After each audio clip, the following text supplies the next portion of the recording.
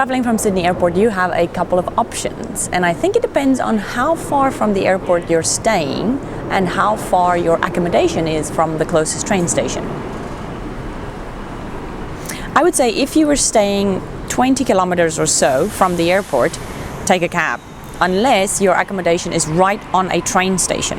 Also, if you're more than one person traveling, so 2 or more, then also take a cab. Alternatively, you can take the Airport Link, which really is just another train that happens to run to the airport.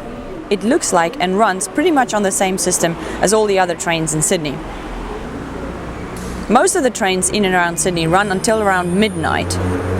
And someone told me that the airport, because of the close proximity to the city, is only open until 11 o'clock at night for noise pollution.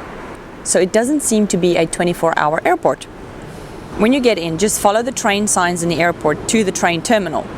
Before you get to the train terminal, I would highly suggest that you go get yourself a data SIM card from one of the vendors at the airport, because they give you a really nice discount if you buy at the airport.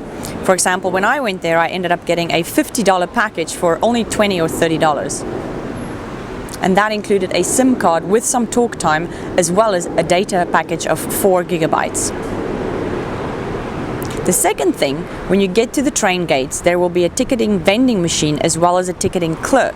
Now, unless you're planning on renting a car the entire time that you are here, you're going to be using a lot of public transport. And for that, you need a Opal card, which is a pay-as-you-go contactless card that you can use for just about all public transport inside New South Wales, including the Airport Link. The Airport Link station has 2 platforms, so be sure that you check out the display boards for the stations that they go to before you head down to the platform. Once the train arrives, it's pretty straightforward. You get on the trains are nice and clean.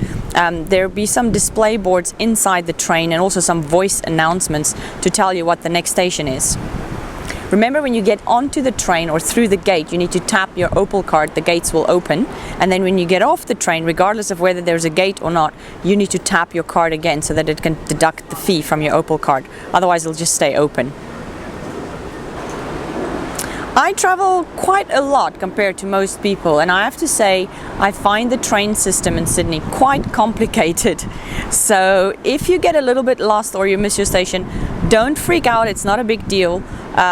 It's safe and you can just run over to the other side and grab another train. The trains are quite frequent as well, so don't worry about that.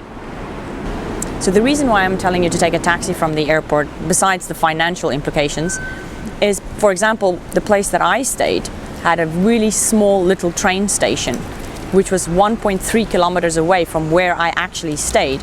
I mean, under normal circumstances, that wouldn't be a problem to walk. But if you're slugging around 2 heavy suitcases after 20 hours of traveling, that becomes a problem. In addition, the little train station that I got off only had stairs. So here I was after 20 hours of traveling, really tired, 2 heavy suitcases, slugging them up the stairs. And guess what? As luck would have it, it also rained the day that I arrived. So I was dragging these suitcases 1.3 kilometers down the road in the rain. So in hindsight, I should have taken a cab.